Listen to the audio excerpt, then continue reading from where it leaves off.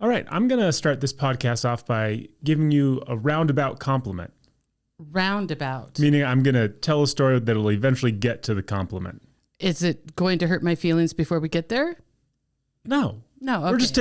We're just taking a long road to get to the compliment. Alrighty. It would be weird if I hurt your feelings on the way to giving you a compliment. No, but that happens. Left-handed compliments. You know, there's always that dig before you get the good thing. No left hand, no right hand, just a circuitous route to get to the compliment. I'm trusting you. So we've talked about how we try to care for our bodies on this podcast in the most superficial way possible, right? Right. One of the things that I have tried to do is be very aware of the things that I put in and on my body. So one of the new crazes is like the all natural deodorants, right? So like the native brand, Loom, AC, Dr. Sasquatch, all these no aluminum, no metals, all the products come from elements of nature that you would know. Yep.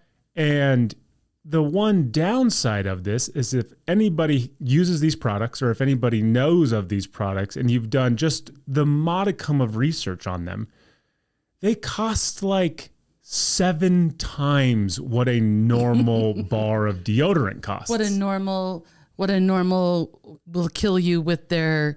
I can go to Costco and get a 6-pack of Old Spice for $9.99, right? And to get 3 bars of the native brand deodorants like $30. It's crazy. Here comes the compliment. And if you buy one, it's Deb, here 12. comes the compliment. Oh, okay. I say to you a couple months ago, I really want to try this stuff. I just don't ever want to pay this kind of money for something that I know I can go pay $1.25 for. You look at me and you go, say less. And you scurry upstairs and all of a sudden you come down with this treasure trove of all natural deodorants that you've had for forever. Yep. You're so far ahead of the curve that you're like, oh, when I bought these, this was this, but I've seen the prices now and it's insane. And you just have them. You have the native brand. You had some other lemony scented brand. Octane, yeah. You had all of it at the ready. Yeah. So I'm ahead of you on this cool thing. You're ahead of everybody because you get to honestly say, I remember when this deodorant only cost this much. Yep. How did you even get ahead of that? So I like you. Thank you. I like you too. No, I like you. No, I like you too. No, okay. Me being the same as you. Oh, okay. Okay. Couldn't get there. Me being the same as you. Wanted, and I've done this for years. I mean, I actually had in the shower, it was just it looked like a deodorant ball. Right? Okay. But it was a crystal. I was going to say this. It was a hard crystal. That was the first deodorant you made me ever use. Yeah. I don't want to steal the story behind this, but let's preface this conversation with the first time an adult has to tell their child that they need to start wearing deodorant, it's an abrupt kick into reality for the child because the kid only knows what they know. And then all of a sudden the parent's like, you stink. You're a stinky person. I didn't smell yesterday. Yeah. And today I do. And now my mom's sitting me down saying, hey, I love you, but I don't love what your body's doing. Yeah. So I don't know, this must have been like 3rd grade, 4th grade. Oh God, no, much 10th older than grade, that. 9th. No, maybe like 5th or 6th grade. There's this pungent boy smell. It happened in elementary school. And I can remember you being like, hey, there are things that we do as adults that we normally don't do as kids. And it's because our bodies change. And one of them is we put deodorant on in our armpits because our armpits, oftentimes when they get sweaty, start to smell. And I'm sure I'm looking up at you with doe eyes being like, do my pits smell, mommy? And you proceed to tell, like, I think you had Dad show me or you showed me how you apply it, what it does.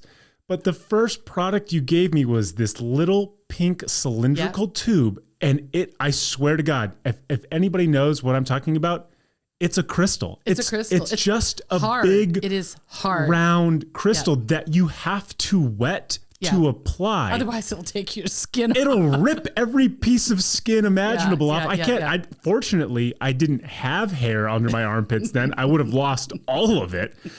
And I can remember thinking, why are we putting crystals under our armpits? Why do we have to wet them first? my introduction to deodorant was so far off the norm that it's amazing that I ever found my way back to it, because I just assumed, well, you get crystals wet and you put them under your arms and then they don't smell anymore. So you know how I used to always say to you, well, I mean, I probably still say it, Kevin, I took such perfect care of myself when I was pregnant with you, right? True. That was my investment. Now, you are in charge of taking care of the temple. It's true. Right? You say that all the time. I say that all the time. Every morning. Yeah. I wake up to that text every single morning. I don't say it as much anymore. But that would have been like, let's try this and see if it works instead of all of those chemicals. So take it back further. You remember the days when it was just like, whatever deodorant was. Secret. That was the one that was the first deodorant I remember using. It was a Secret? No, it was called Secret. Oh, the brand Secret. The brand Secret. And it was like for women. I think that's what my mom introduced me to. Because women armpits are so much different than men's armpits. Right. And then I can remember thinking, I don't know if I didn't like the smell of it somewhere along, but I'm not a big sweater or anything like that. But I remember somebody saying, like a guy I knew that was a big deal sweater saying like, ugh, Mitchum, that's the thing. That'll do anybody. I thought, I'm just going to use Mitchum. And for a long time, it was just like a guy deodorant. And that's like the long cylindrical deodorant with the little rolling ball. It has that. It also has a gel with little holes. Got it. So now I use the ladies' Mitchum. Clearly. Mitchum for her. Mitchum for her. But I tried the native. I don't know. I think I wasn't happy with it. So here is my take on all of those natural products. Yeah. And again, why this is the case, I have no earthly idea. It breaks my brain. Apparently my body craves aluminum. I think our friend Alyssa told us this. She used all natural deodorants and she said, sorry, Alyssa, that her armpits broke out. And I was like, that's weird, but I have sensitive skin, so maybe that'll be the case for me too. I used the native brand deodorant with no smell, just all natural. And I was fine. So then I was left with, okay, this is great. No smell, no adverse effects, but am I really going to spend $10 on one of these things? Didn't I give you two though? Then you gave me one that had like coconut and lavender, which smells amazing. I applied it for like a week and my armpits broke out, and not like in little bumps, like in huge pustules of grossness. Ooh. I mean, I might be over exaggerating, but I don't get how something all natural, something that is telling you that all these ingredients come from the earth of which we also came, can just ruin the type of skin that is clearly sensitive, but that metal has been on for the last 30 some odd years. But the native unscented worked for you, correct? It did. But again, then I'm at the point where I'm just like, do I really care about all natural holistic deodorant? I don't know. I once read something like, I'm not saying the Mitchum brand, but some things that are in normal deodorants, right, are going to cause dementia. So I mean, like, I don't know. Jimmy, go straight from my armpit to my brain. But here's the thing that you have to remember about natural. I mean, this is a huge thing. Nectarines are natural, and yet you're allergic to them.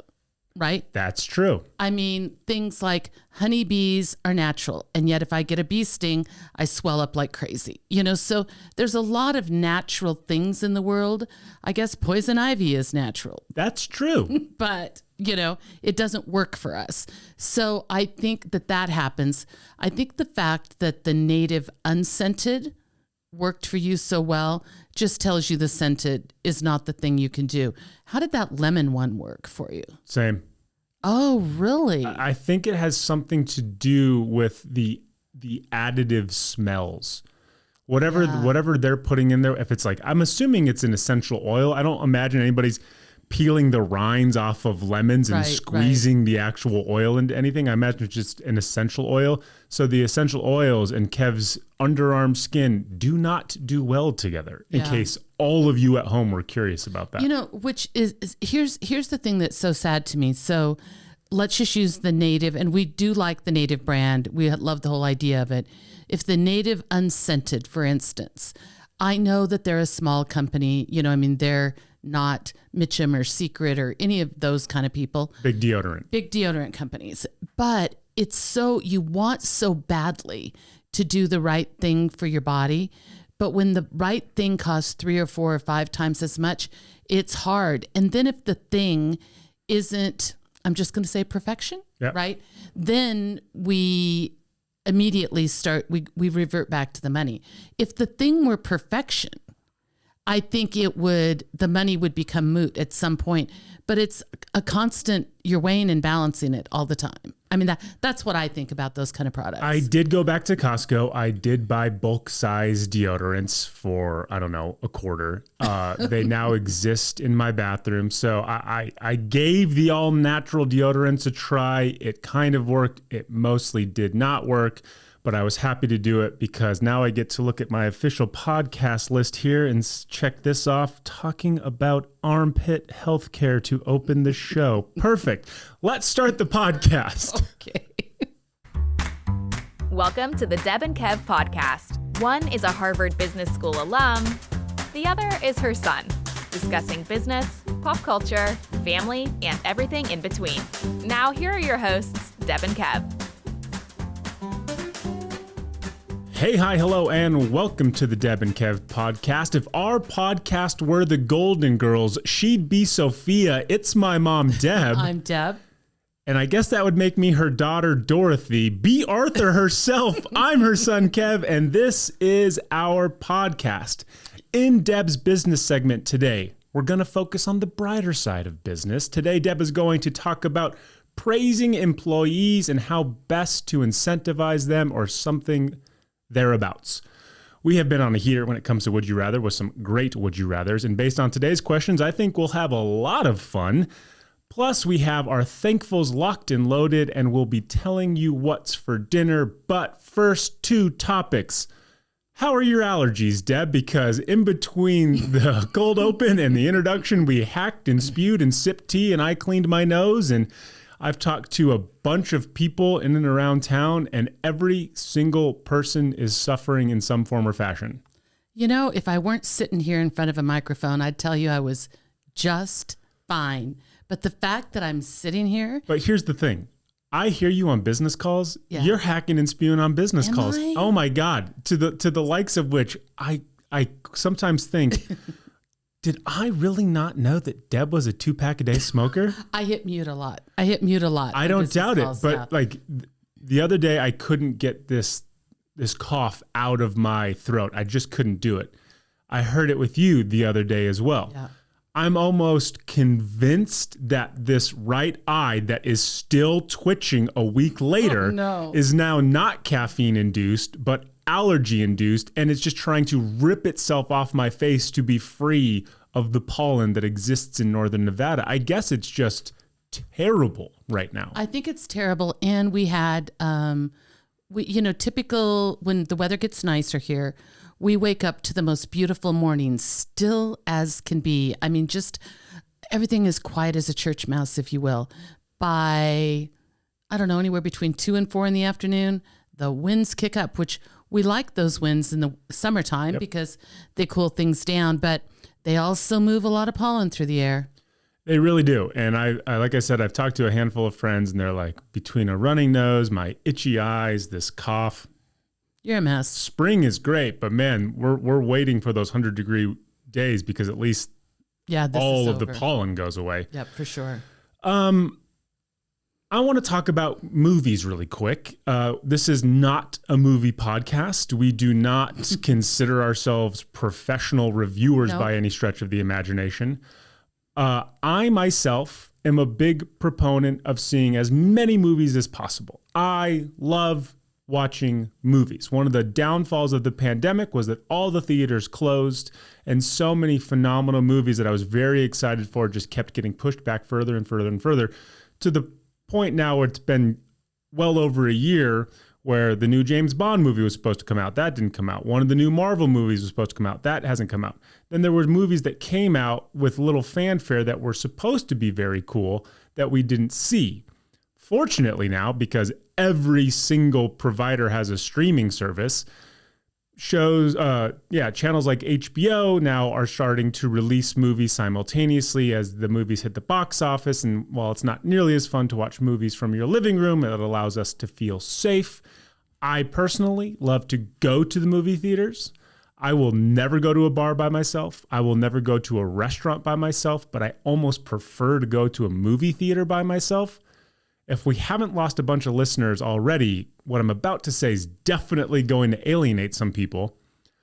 I get myself a large soda that I'm able to refill as much as humanly possible because I'm a garbage person when I go to the theater.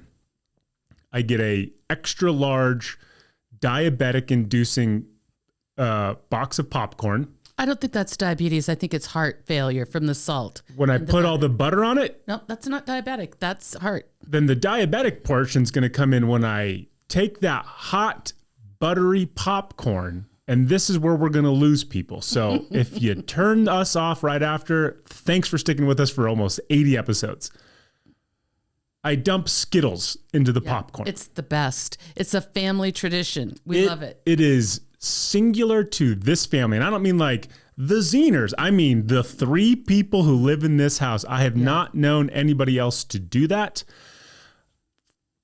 We started doing it with me at a very young age. 1,000 years ago. It also coincided with using a Twizzler as a straw, which I don't do anymore, but I certainly see the merits of. So that is usually my accoutrement when I enter the theater, and it's my little secret. It's my little indulgence to myself. I have not done that in now 14 months. All of that being said, it gets us to this point where a real blockbuster movie came out on HBO Max this weekend, and it's the movie Tenet, Christopher Nolan. It is the hardest movie in the world to follow, correct? Oh. So it is, all the acting in it is terrific. We will try not to do any spoilers, but I'm also going to say this. I don't know that we know enough about the movie to actually spoil any of it for you. Love the acting. Love the actors, love the general premise of the movie as I understand it. Let me touch on that. I think what it's doing is it's introducing time travel in a very somewhat approachable way, where as opposed to it being like in a car or this thing that zaps you, you really just enter this, they call it a turnstile. The thing turns and now you're in a parallel universe to where you just started.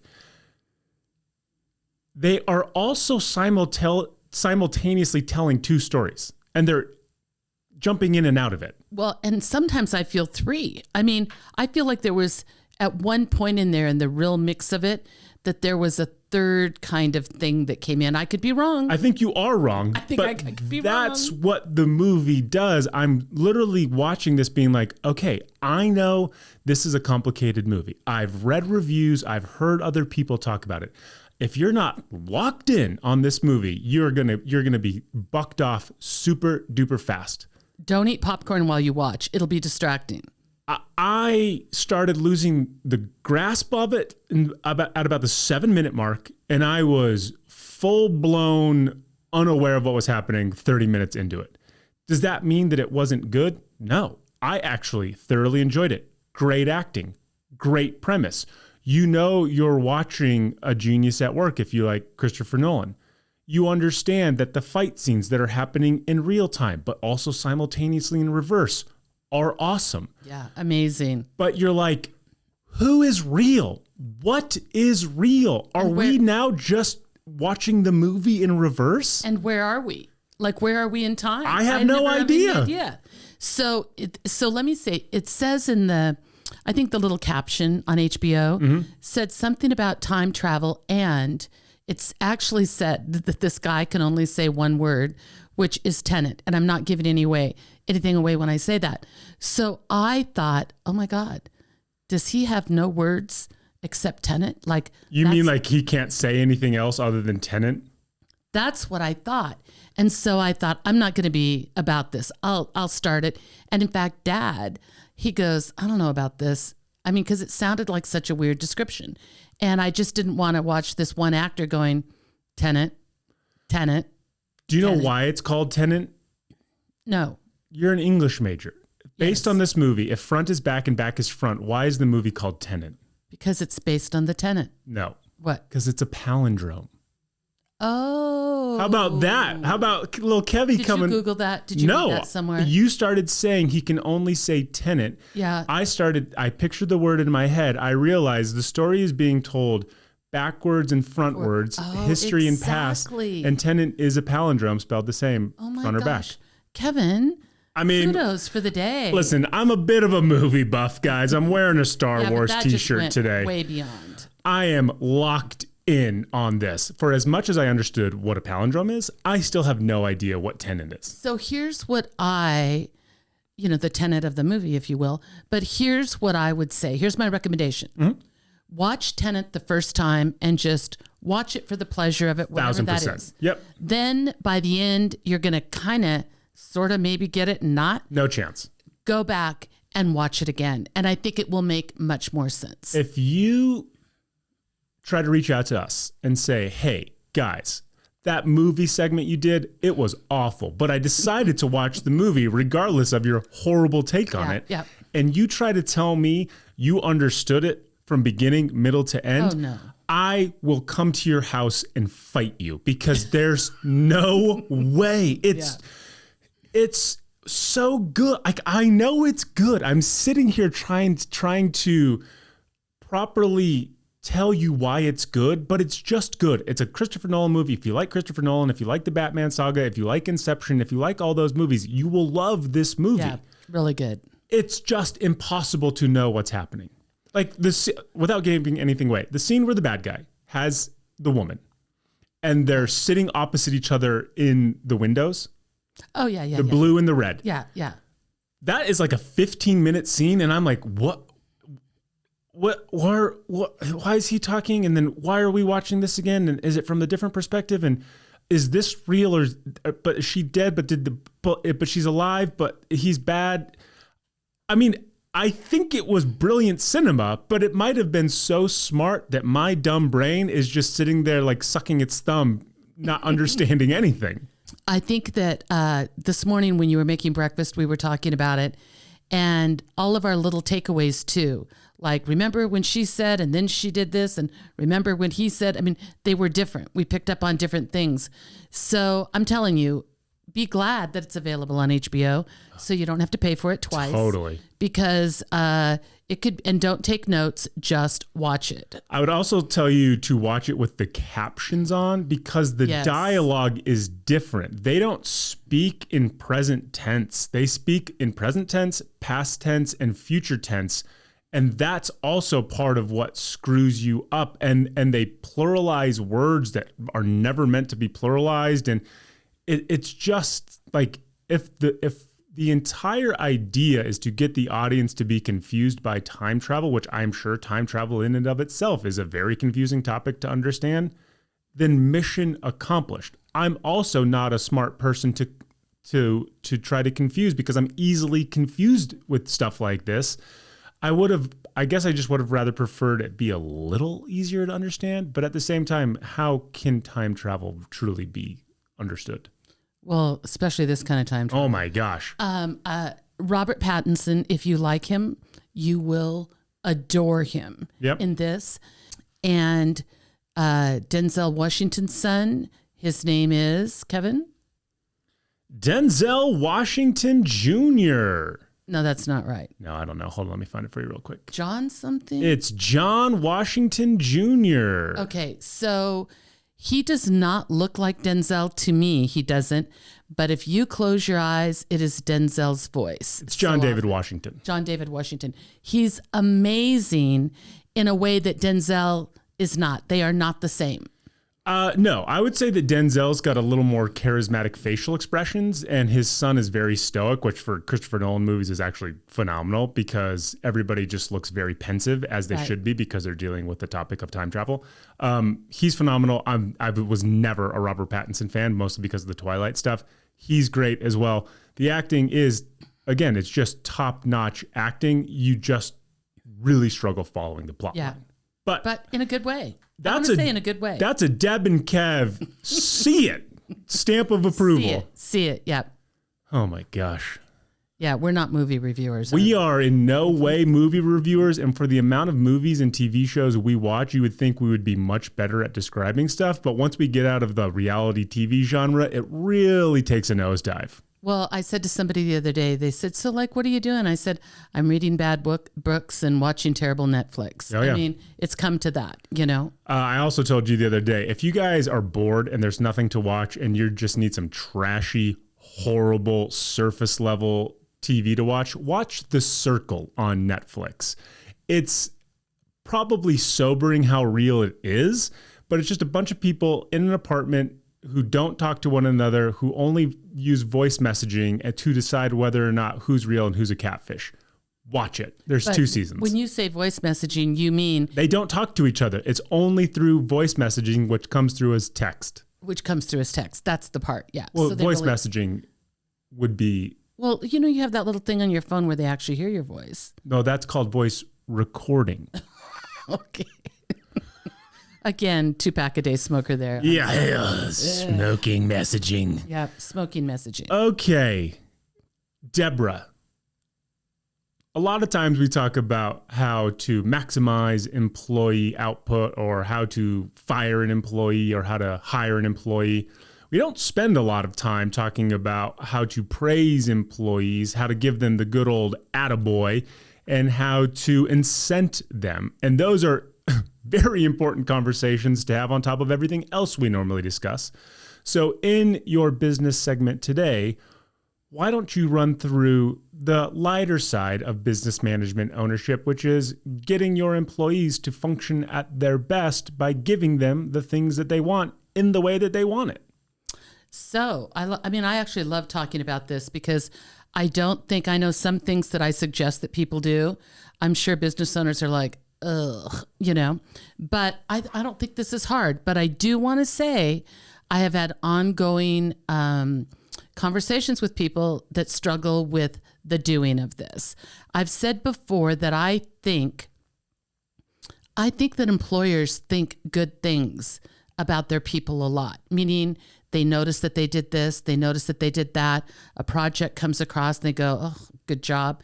I think a lot of times they forget to let that thought come out their mouth. It's no different than when you see a text message as soon as it comes in and you say, I don't want to be too eager. I'm not going to respond. I'll give it a couple minutes. And 5 days later, you're like, oh God, I forgot to respond to this person. It's no different.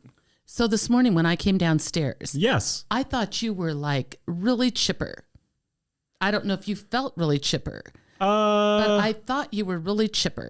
And you just being really chipper, I'm giving you the accolade right now. Let's put this into context. I was making food, so I was probably very chipper. But I've been around when you're making food before, and it's kind of like sometimes you have this cloak of, I'm concentrating on this. Leave me alone. Fair. Don't speak to me. Very fair. All right. So, but today you were like wide open and said, hey, I watched that movie and, blah, blah, blah, blah, blah.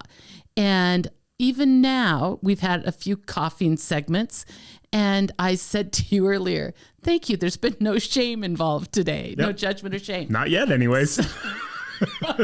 So what I want to say to you is this, Kevin, this essence that you're bringing to the world today, yes, I like it. Thank you. And I like it because not only does it make me feel good and it makes me feel really happy and open about being with you, I think it actually changes me a little bit and lets me reciprocate that goodness back to you. So there's a whole circle of gravitas, if you will. Well, let me take this moment to thank you, Deborah, for thanking me, because your thanks allows me to be thankful for the thank yous that you've been thanking me for. Perfect. I love that. That was a glimpse into the movie Tenet.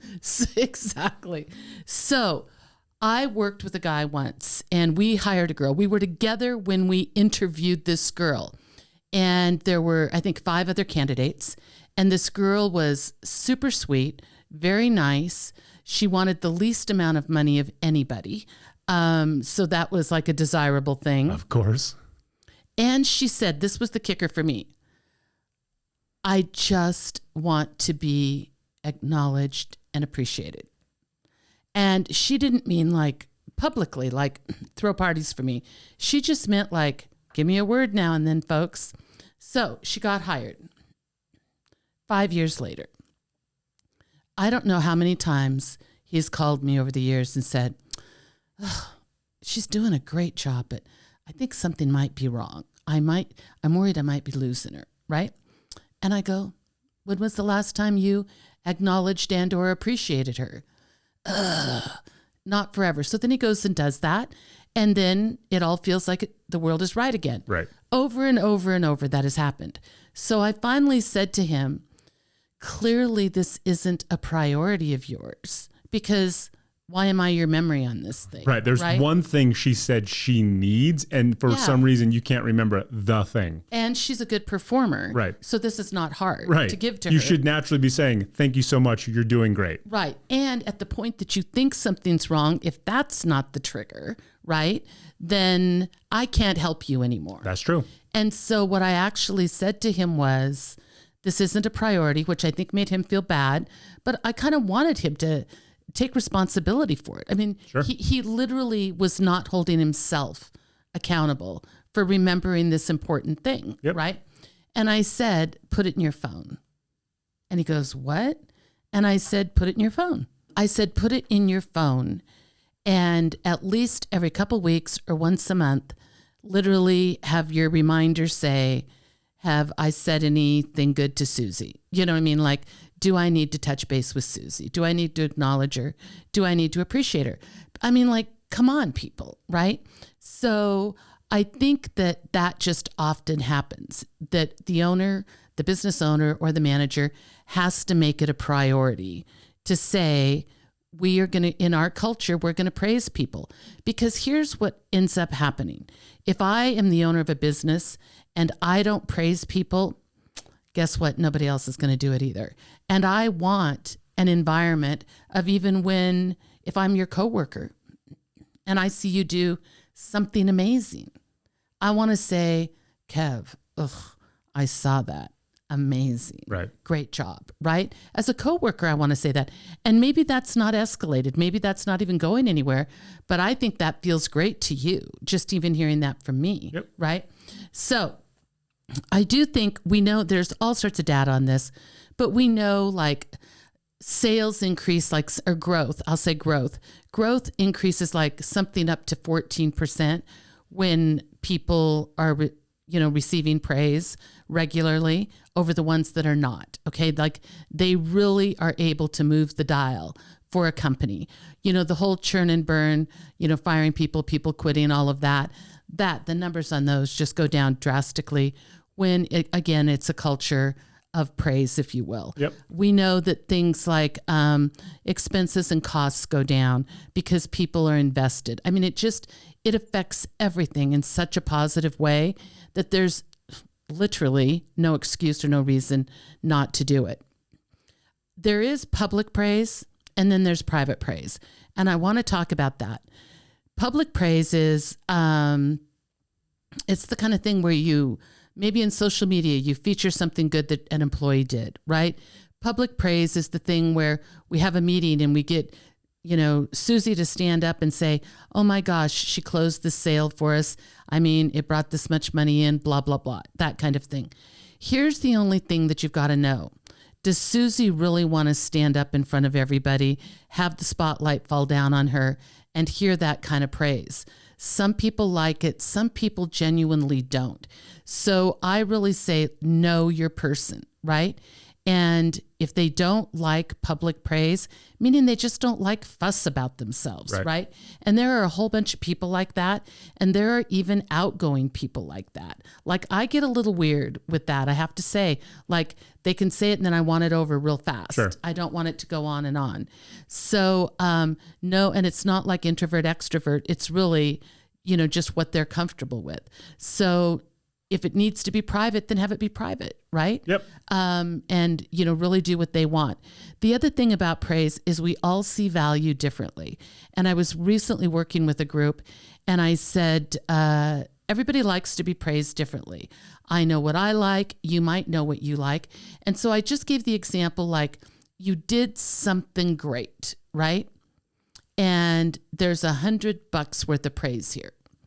And I went around a literal $100. Yeah. Like not like Schrute bucks from The Office where there's no inherent value, Nope. actual money. There's $100. Now, you can have the $100 bill. You can turn the $100 bill into something else, meaning that you would want your boss to turn it into something else, Yep. right? You can do anything. It was completely amazing. Like one girl said, I would love like a real card, a nice card with like a well thought out handwritten message, like handwritten, not with the money attached or just that in lieu of money? Well, she didn't even mention the money. Wowzers. And so she said, that would just mean so much to me. I would have it. I could reflect on it. If I wanted to show it to my husband, I could. I mean, like you could tell the way she described it. That would mean a lot to her, right? Yep. The girl right next to her said, give me the money all day long, right? I just want the money, Yep. you know? And it was kind of weird because just by personality styles, I would have said it was exactly the opposite. The girl that said, give me the money is a person that doesn't want public adulation at all and is kind of quiet and on the reserve side, but she boldly said, give me the money. Pay me that money. Which is fine because that's one of the choices, right? Mm-hmm. Somebody said, give me a spa day, like, you know, like however far the $100 will go. Convert that $100 into a spa day, thus I don't have to do it myself. Because she said, if you give me the $100, it'll just end up in my checking account and go to my whole family. I know that about me. But if you give me the spa day, I'll use it on me, and I would never do that on my own. So I loved it that she explained it, right? Somebody else said, I want my boss to take me, and there were two girls in the group that were just like, you could tell fast friends. I'm going to use my $100, like take us both out to lunch, but with the boss. There was somebody else that said, oh, I mean, like they listened to that and went, okay, I want to go for drinks and dinner just with the boss, right? It was such an assortment of different things, none of them really being the same. And I think the owners, we looked at each other and went, wow, like this is the kind of stuff like to get them to open up and really talk and say what they cared about, right? How would you want your $100? I for sure, like when the girl said the card thing, that was big to me, you know, like those, like I love a handwritten letter. I love a handwritten card because we don't get them very often anymore. So that means a lot to me and something really well thought out. But then the other thing that I would like the spa thing would be nice, but that would just be me doing it. And I'm more about experiences with other people. So when the two girls said, you know, the boss go out to lunch with them, and when the guy said out dinner and drinks with the boss, and when I think of their positions, which they're a little removed from the boss doing that, like that I probably would have gone for something like that too. Just give me money. You want the money? I just want money. High five. Say, you're killing it. Keep doing what you're doing. Yeah. We have no problems. We'll see you out there. Yeah. And I think that's great. I mean, opting for the money is perfectly legitimate. And I mean, let's say opting for the money is easy on the boss too. The attaboy and money, I'm good. That's where I exist. I certainly don't need to be the center of attention. Of course he does. But he does like public attention. In lieu of that, as long as the boss means what they say, which is, I have no issues with what you're doing. In fact, I'm super pleased with it. I'm so happy to give you this money. If things keep going the way they are, anticipate more of this happening because we're super happy with you. If that's said one-on-one in the course of however long that took me to say it, 15 seconds, that's all I need. I'm so good with that. Don't need to go out for drinks. Don't need to go out for dinner. Don't need you to buy me anything because just trust that I can buy it myself with what I want. I'm so happy with that interaction. Yeah. And see, I think that's perfectly okay. I mean, that's wonderful. So I do think it's knowing, right? Knowing.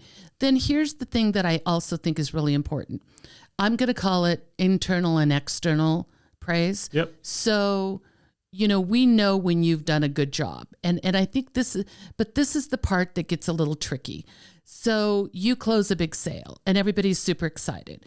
Well, we just attributed success, obviously, closing the sale, right, to the win. But let's say you had done everything leading up to closing the sale the exact same way, and you didn't close the sale, meaning all the good work was done. You did everything right, but you didn't close the sale. Do we not give you an attaboy? Do you see what I'm saying? Totally. So I think we have to look at it in segments. The attaboys can't just be only about the wins.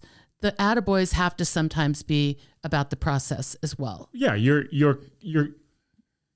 complimenting the work. The work didn't begin or end with the sale going through. The work was everything leading up to the person saying yes, the new client saying yes.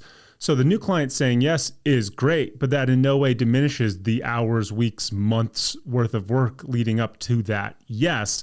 Because if you're the boss, you get to look at that work and say, I have no issue with anything that they did. The person just didn't say yes.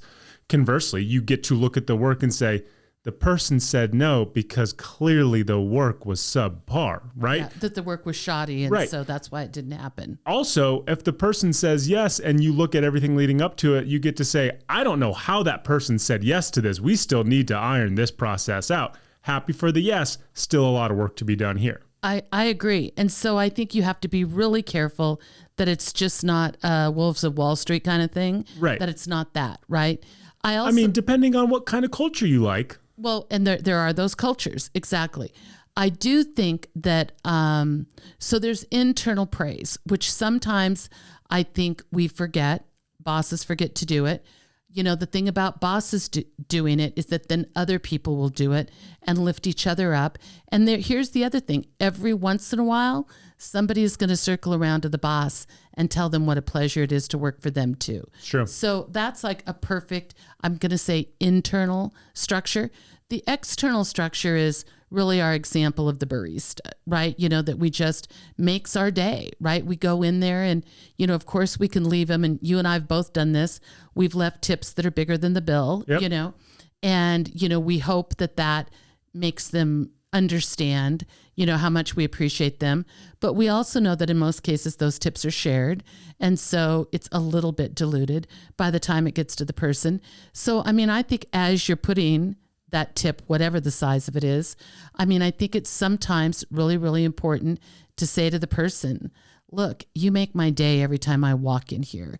And then I think it's important when you really feel that all the time to find somebody with some level of authority that will hear that, you know, so that they can be recognized internally. Because if I am making a compliment just to Susie, the barista, right? Hopefully that just makes her day as much as she made mine. But really what I want is Susie's boss to know that every day Susie brightens my day and what a good employee you've got. And here's a little life hack for you as an individual. If you want to feel like you are a boss, that you are an alpha, that you are in control of your entire life, when you go pay for that Starbucks or that local coffee from your local coffee shop and it's like $4.50 or $5, you hand them a 10 and you say, keep that change. Yeah. Ooh. Oh, you yeah. say, keep the change. That person looks at you, they're like kind of confused because they know they can do the quick math.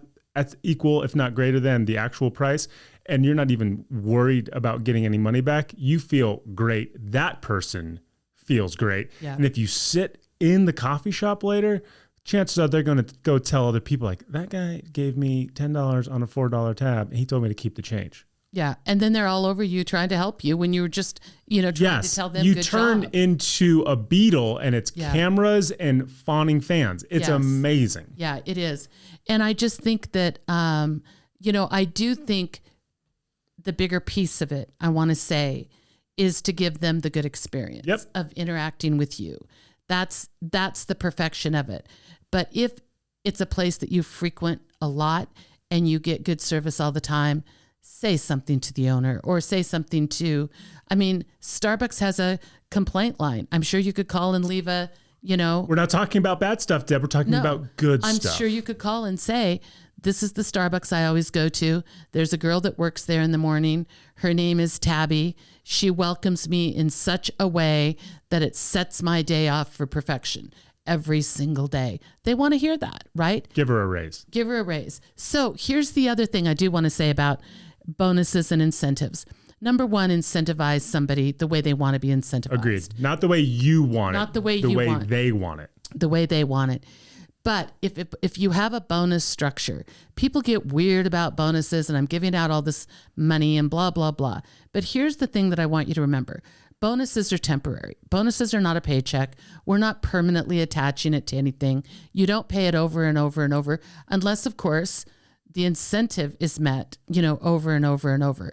But if you were to give somebody $1,000 bonus on an annual basis, if they work full time, 40 hours a week, that's like 48 cents an hour. Yep. It's nothing. And I know I'm not saying that $1,000 is nothing, but if you have somebody that is continually showing up, and especially I think in a service industry, day after day after day with a smile on their face, doing a great job, 48 cents an hour to make people happy, like that's nothing.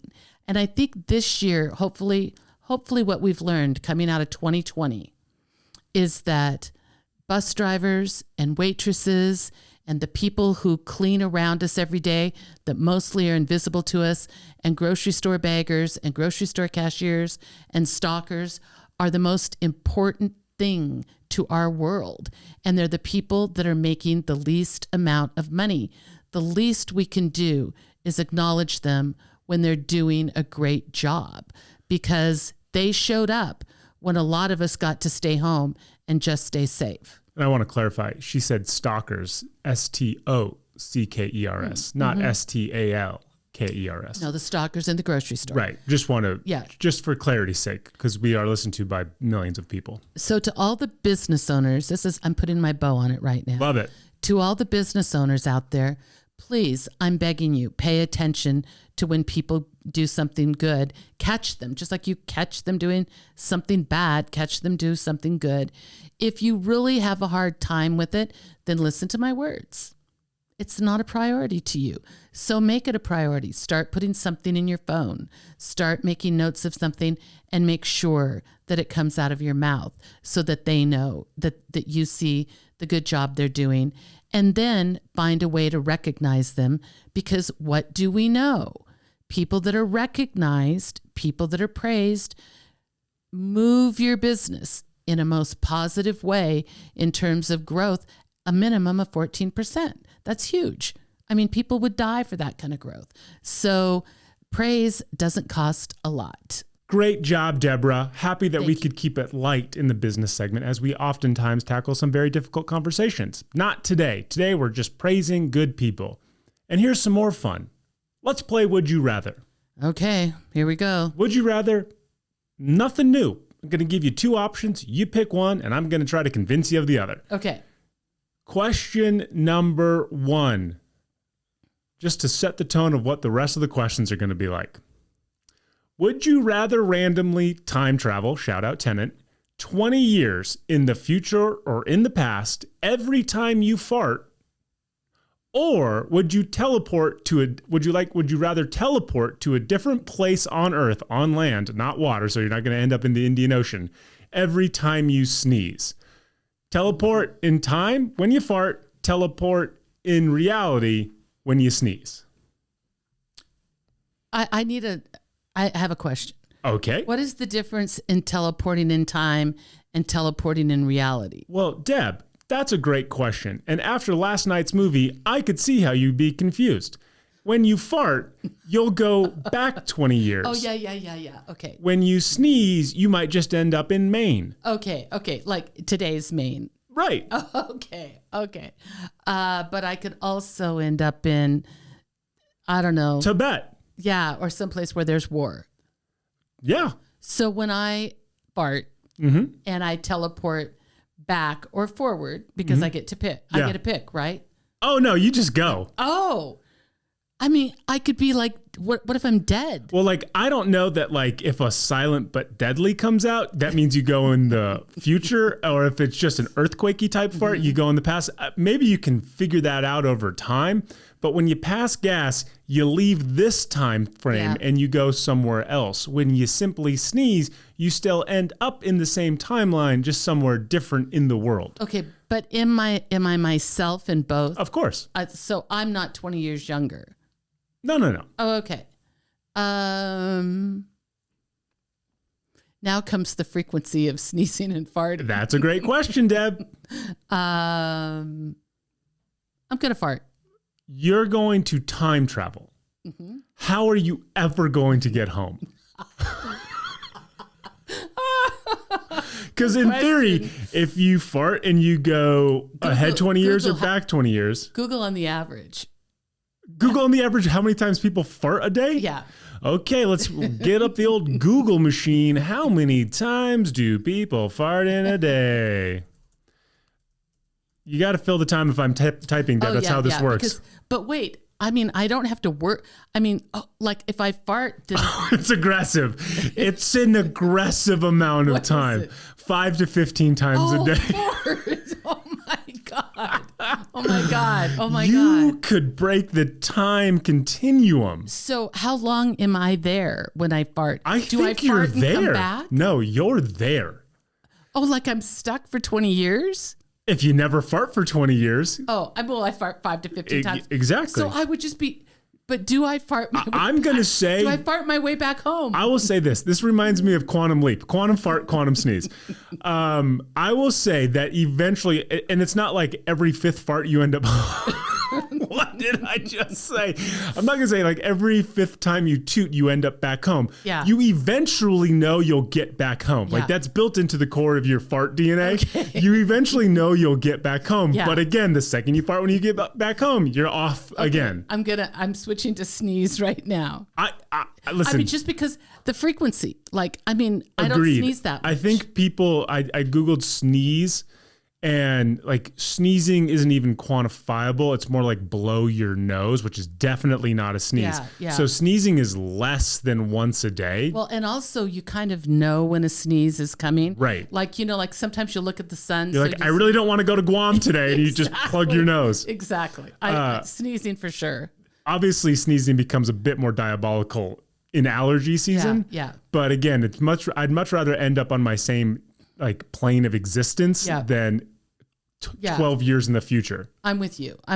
Gotta sneeze. Do you agree? I think it's sneeze. I mean, did you have any idea about I love the idea that you could be like with 6 of your friends and you're like, oh man, these beans are really getting at me. And you toot and you're just vanished. You're like, oh, I wonder where Deb is. I love the idea that you're someplace you don't want to be and you're trying to find food to eat so that you can toot your way out. But also we're focusing on the negative. If you sneeze and you end up in Paris. Oh my gosh. I mean, you're never ever sneezing again. I love that. Sure. Okay. That was great. Told you, setting the tone for the day. Would you rather know all the mysteries of the universe or know every outcome of every choice you make before you make it? Mysteries of the universe. Of course. Yeah, Life. I don't want to know. How boring would that be? I mean, listen, inherently, I would love to know everything that I did was going to be good or bad, and I would obviously do the good thing. But that's not fun. And then you're telling me just to make life more interesting, I'm going to go do the bad thing. That just makes me a bad person. Exactly. Knowing the meaning of life, knowing which religion is correct, knowing who killed Kennedy, all of those things, sign me up for that. Yeah, I would take that. Because the other one is just, I think you would get so bored with yourself. Well, I also think like it would be really hard knowing that because you can't change it, right? I mean, you would just know it. Yep. So how sad would it be on your wedding day to know that you're going to get divorced? But then you wouldn't go. But no, we said you can't change it. No, I didn't say that. You just know the outcome of every choice you make before you make it. But then you'd be like frantically making different choices all the time. No, you wouldn't. You would say, what would happen if I married her? And then you would know exactly what would happen if you married her. Now, you can use that in a great way to find the person who you want to marry and be with and say, okay, I've weighed the options of the 10,000 women I've put through this hypothesis. She makes the most sense to me. But what if you don't love her? But you already know the outcome. Yeah. No, that's not fun. No, that's not fun. It's got to be the mysteries of the universe. Because what's also fun with that is you can know them factually, and you can get in front of as many cameras as possible, and you can say, I know for a fact this is what happened, and people are like, she doesn't know what the hell she's talking about. She has no idea what she's talking about, yeah. Well, our first one, which had to do with tooting and sneezing, elicited much more conversation than our second one, which really was about the mysteries of the universe. Good things. Farting usually does, Deb. Yeah. It's a page turner. Number 3. This is really, I just picked this one for you. I'm not even going to weigh in. It's just for you. Okay. Of course I'm going to weigh in. Would you rather never lose your phone again or never lose your keys again? Phone for sure. Here's the problem. Oh my gosh. You've never actually lost either of these things. I've never lost it. To lose it means you never found it. Right. You have always found it. Always found it. Based on your immediate reaction, you would think I was kidnapped as a 12-year-old. I have a little bit of a heart attack when I lose my phone. You do. The key thing I can always see, well, I mean, I guess I can see the end of it with the phone, but the key thing I go, worst thing happens, I have to call the car manufacturer, Jim in and go get a key and pay some ridiculous amount for a new fob, blah, blah, blah, blah, blah, right? But with the phone thing, which the same thing can happen with the phone, be honest, but it just feels like there's so much data now out there. You know what I mean? It's not getting the new phone even. It's just personal. Yeah. So personal. Yeah. Okay, let's piggyback off of that one. I agree. The keys are the keys. I literally only have a key on my key ring, and it's for my car. I know that sounds psycho, but I only have one key on my key ring. You really only have 2 or 3 keys on your key ring. No, right now I just use the fob for my car. Yeah. See, so who cares? They're just fobs. Yeah. Because Daddy finally put in, because we can't lock doors. Remember, you and I are incapable of. Oh yeah, all doors. Of our front doors are electric. Yeah. So as long as you know the code. Yeah.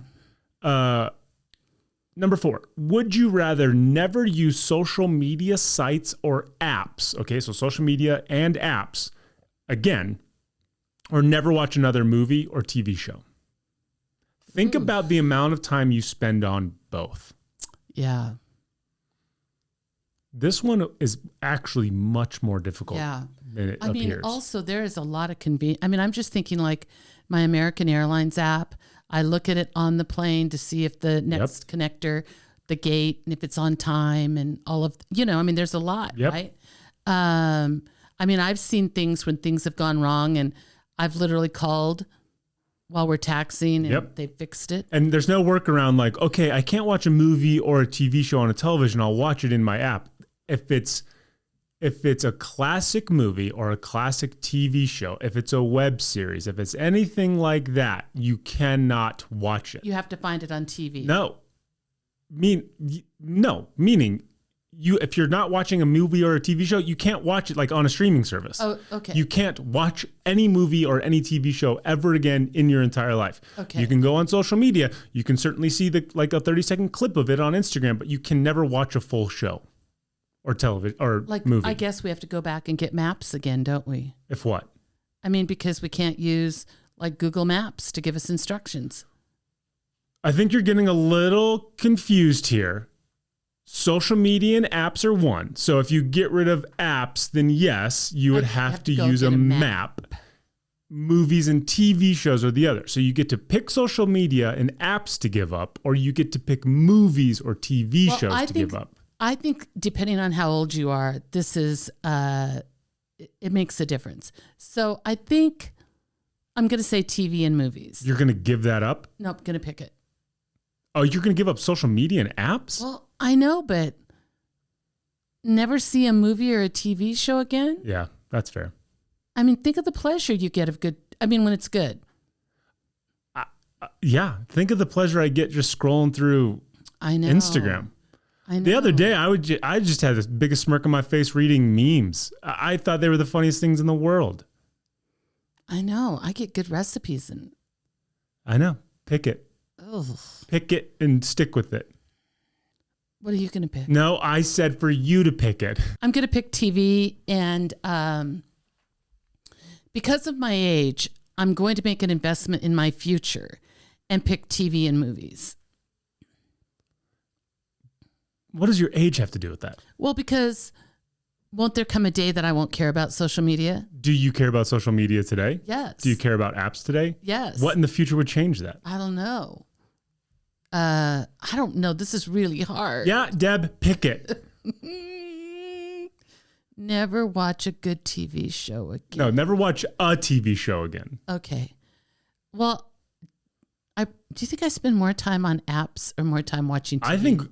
I think time-wise, we all spend way more time on social media and in apps, but it's a different type of entertainment. I can still read though. Right. Okay, then I'm going to pick social media. Great. I'm picking to give up social media and apps as well. You are. I'm giving up social media and apps. To watch TV and movies. Because then I'll just be on my desktop sending emails, looking up at MapQuest. Yeah.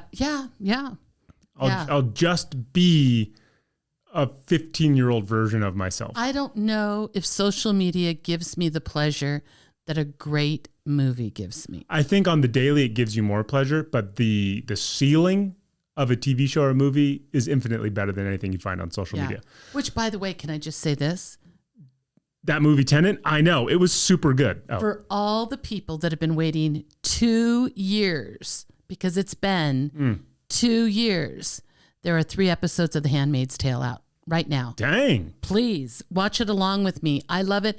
I know it's dark. I know it's crazy, but I also just believe we're like 2 degrees away from that happening. So please watch it. Last question.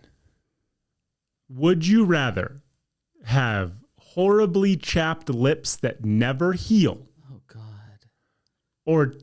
Or terrible dandruff that can't be treated? I can only speak to one of these, and having chapped lips is awful. I'm going to go. But I can't fathom having snowflakes on my shoulders. Wear white all the time. It's skin colored. It's not skin colored, I don't think. Dandruff is skin. Well, no. It's not skin. Deborah. Google it. What is dandruff? Dandruff is dry, flaky flecks of skin. I think dandruff is its own thing, isn't it? Nope. Dandruff is skin. Do you remember St. Elmo's Fire? No. Breakfast Club. Yeah. Breakfast Club. When she did the dandruff and made it snow? Yeah, clearly. I'm 36 years old. I understand that movie. All right.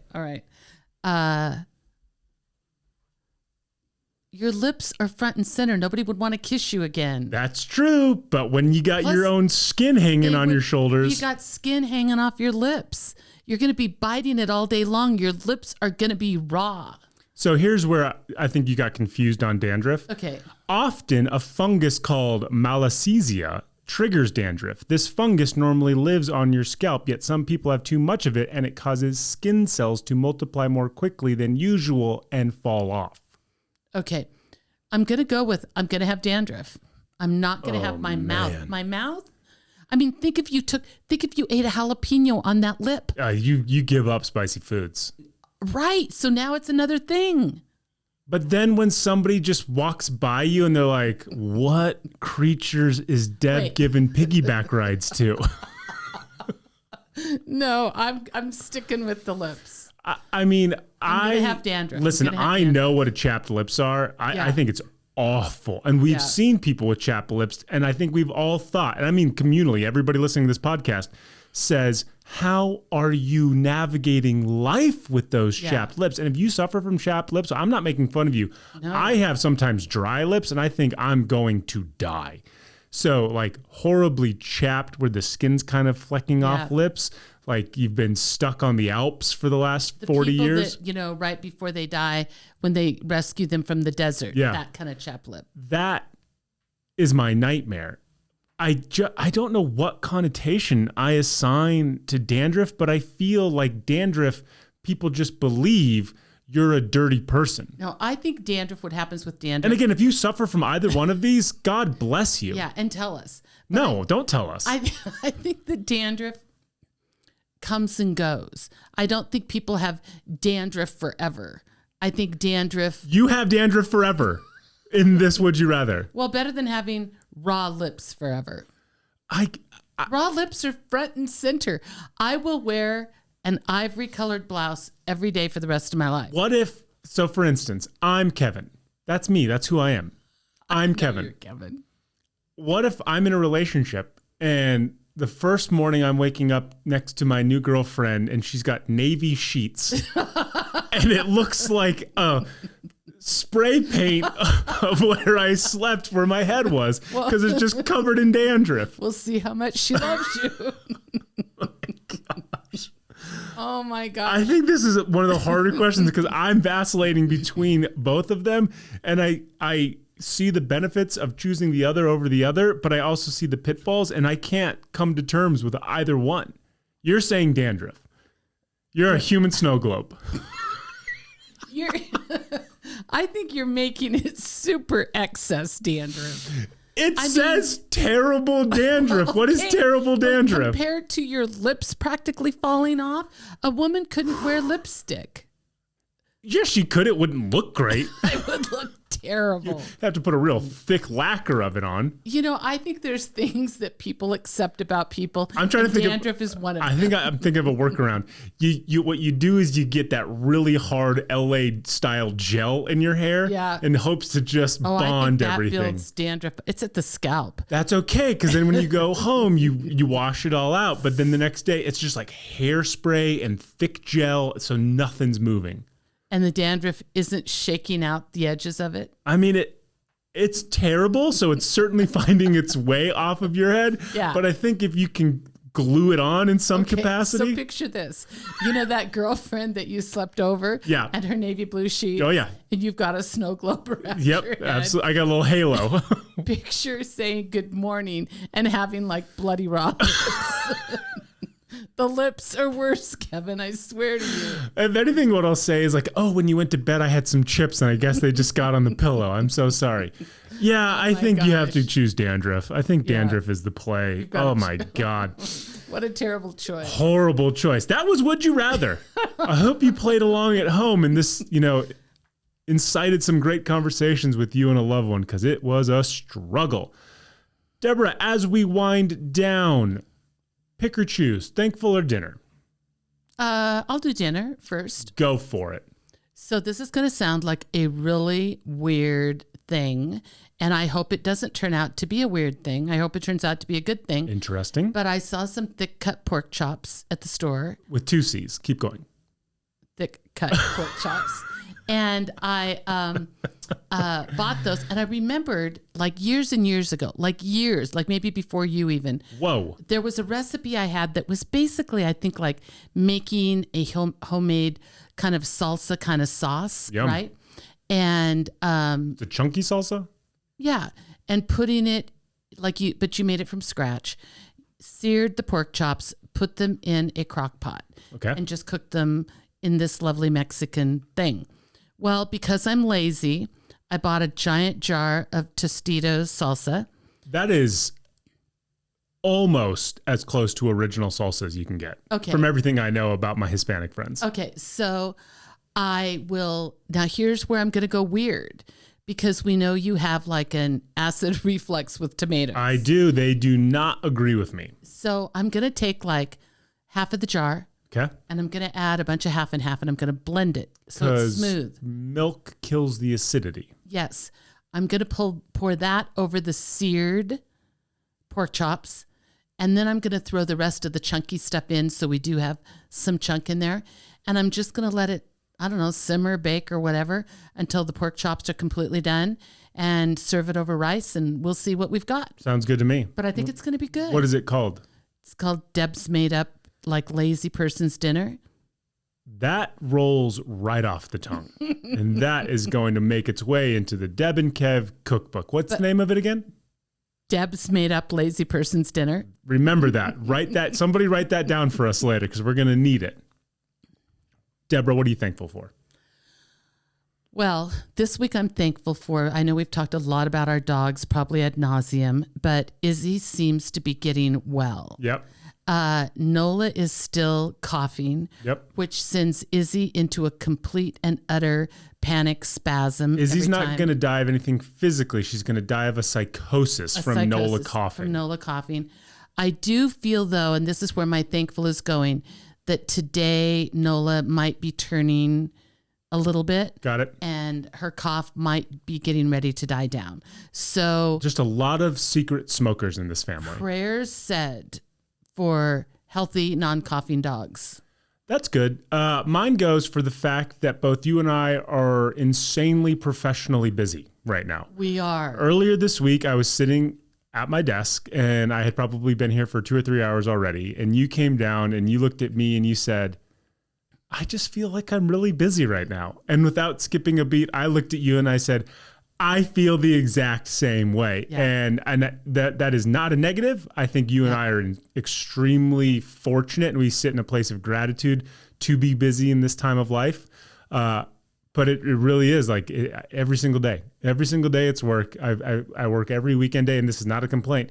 I'm happy to have this work. I'm happy to see both of our businesses growing. It comes with a lot of sweat, equity, and time and attention. And for that, I'm insanely blessed and insanely fortunate. And I would much rather have this to the alternative. Well, and if I can even, I'm going to kind of grab another thank you on that, is for me, and I think you feel the same way, I am insanely busy, but I am insanely busy with people that I couldn't have handpicked better people to work with. So I also am grateful and blessed. I genuinely feel like that. One of the great things about owning your own business is you get to pick who you choose. You get to pick who you do business with. Yep. And we are fortunate we have surrounded ourselves with wonderful people in which to choose to do business with. Anything else, Deborah? No, I think I'm good. I think I'm good too. We talked about a lot of weird stuff today. Again, if we alienated anybody, we're sorry. Try us again on Thursday. We're a little more level-headed. I don't think we need to apologize. Then I take it back. Yeah. No apologies going out. Yeah. That's going to do it for us this Monday episode of the Deb and Kev podcast. Remember to, you already know it, like, rate, and review wherever you listen to this podcast. And you can follow us on all of our social channels at Deb and Kev Pod. And this episode, the one you're listening to right now, if you also want to see us, you can find us at our YouTube channel at Deb and Kev Pod. And you can watch us laugh while we debate the merits of farting and sneezing. Mom, I love you to death. I love you, baby. We'll see you guys on Thursday. Thank you for listening to the Deb and Kev podcast. Remember to like and subscribe wherever you listen to this podcast. Follow Deb and Kev on Facebook and on Instagram and Twitter at Deb and Kev Pod.